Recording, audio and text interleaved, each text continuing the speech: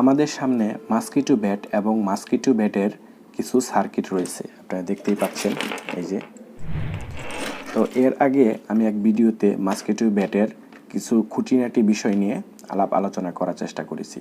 তো আজকের ভিডিওতে আমি কিছু পার্টস কিভাবে আপনারা চেক করবেন আর কিভাবে আপনারা মসকিটো ব্যাট খুব সহজেই রিপেয়ার করতে পারবেন এই বিষয় নিয়ে আজকের এই ভিডিওটা।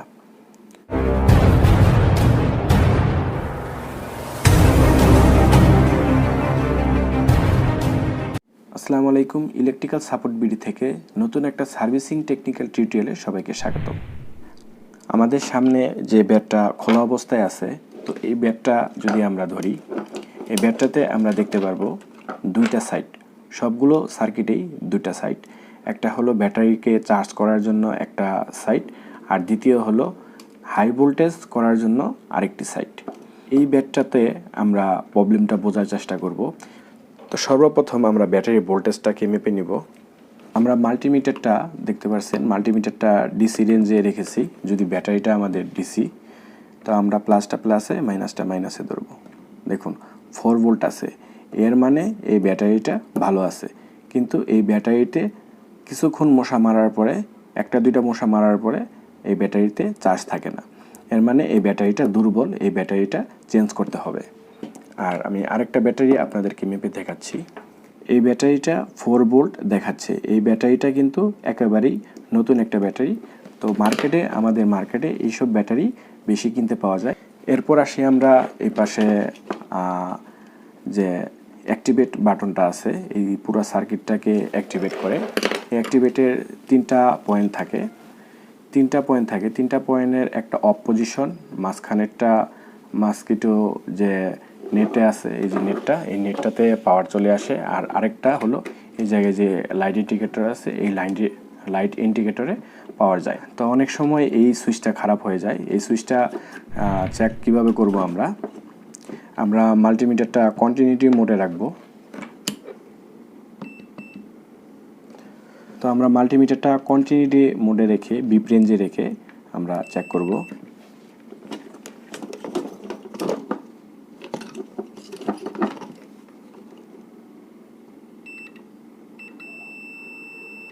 এখন কিন্তু অফ পজিশনে আছে,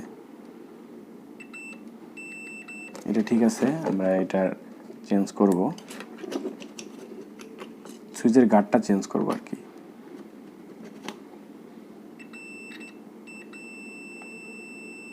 আমরা পরের যে গার্ডটা আছে আরেকটা, তো সেই গার্ডটাতে আমরা দেব, পজিশনটা চেঞ্জ করব আবার।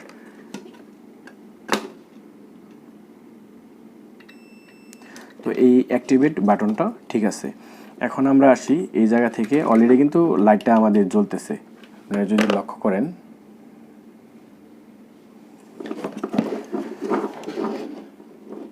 অলরেডি কিন্তু আমাদের লাইটটা জ্বলতেছে, আপনারা যদি একটু লক্ষ্য করেন তাহলে বুঝতে পারবেন। এরপর আমরা আসি আমাদের যে পুশ বাটনটা আছে, এই যে পুশ বাটনটা দেখতে পারতেছেন। তো এই মসকিটো ব্যাটের কিন্তু মোটামুটি একটা বড় সড়ো পুশ বাটন আছে। তো এই পুশ বাটনটা আমরা এই কন্টিনিউটি মোডে রেখেই আমরা চেক করতে পারবো। এই পুশ বাটনটা চেক করতে গেলে আমাদের এই মিটারের দুইটা টার্মিনাল এই জায়গায় ধরতে হবে, ধরে আমাদের পুশ বাটনটা পুশ করতে হবে।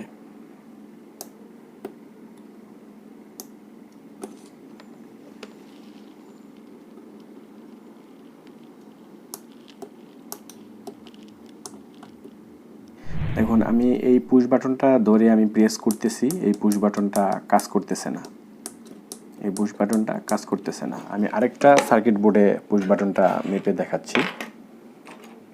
এই যে পুশ বাটন, এটাতে ছোট পুশ বাটন ব্যবহার করা হয়েছে।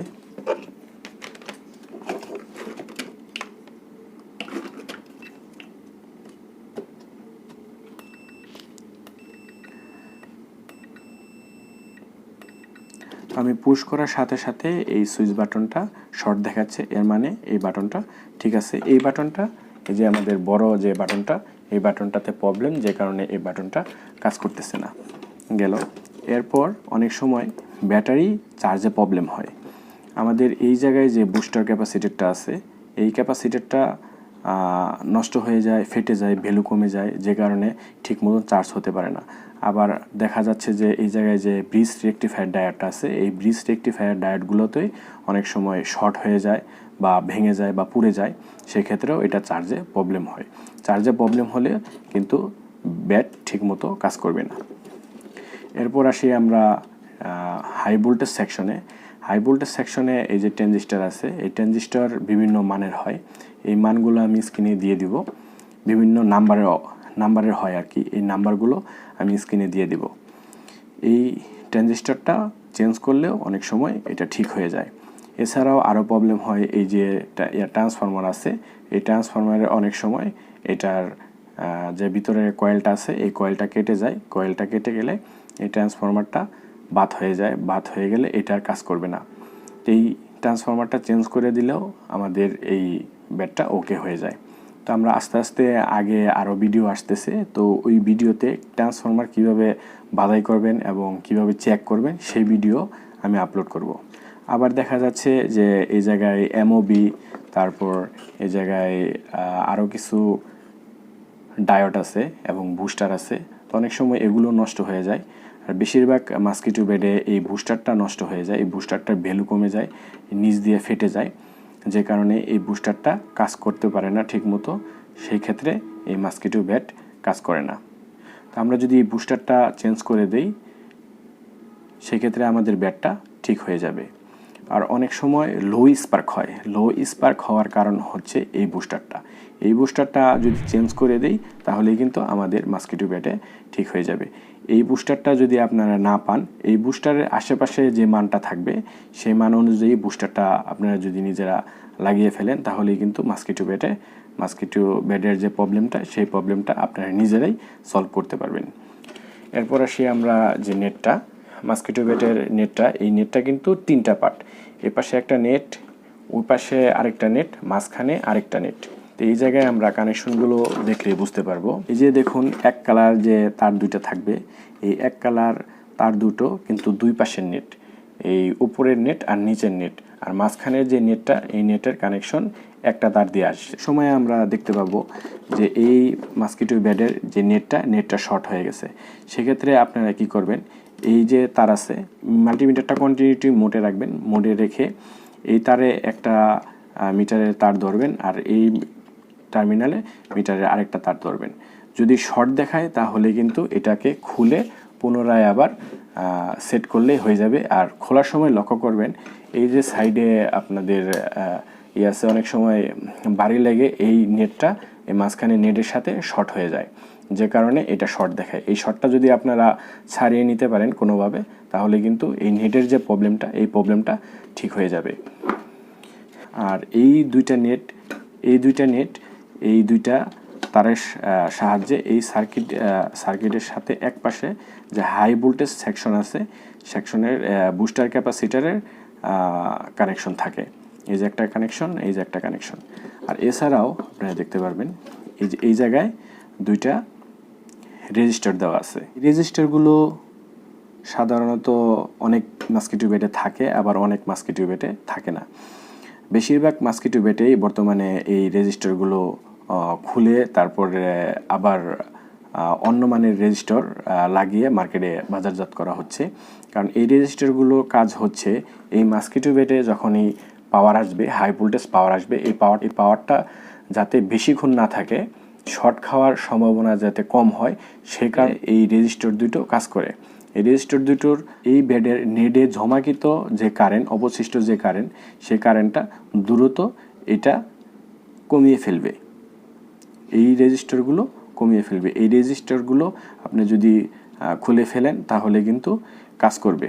বা অন্যান্য কোম্পানির ব্যাট মার্কেটে দেখতে পারবো, সেগুলোতে কিন্তু এই রেজিস্টারগুলো নেই।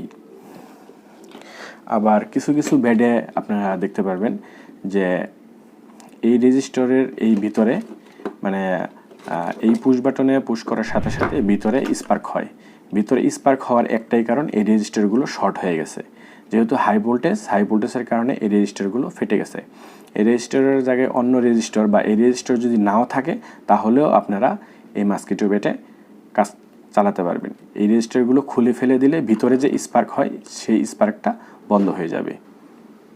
আজকের ভিডিওটা এই পর্যন্তই। আপনার মূল্যবান সময় দিয়ে আমাদের ভিডিওটা দেখার জন্য ধন্যবাদ। তো আমি আশা করি আপনাদেরকে বোঝাতে পেরেছি। আর যদি কেউ না বুঝে থাকেন তাহলে কমেন্ট বক্সে কমেন্ট করতে পারেন।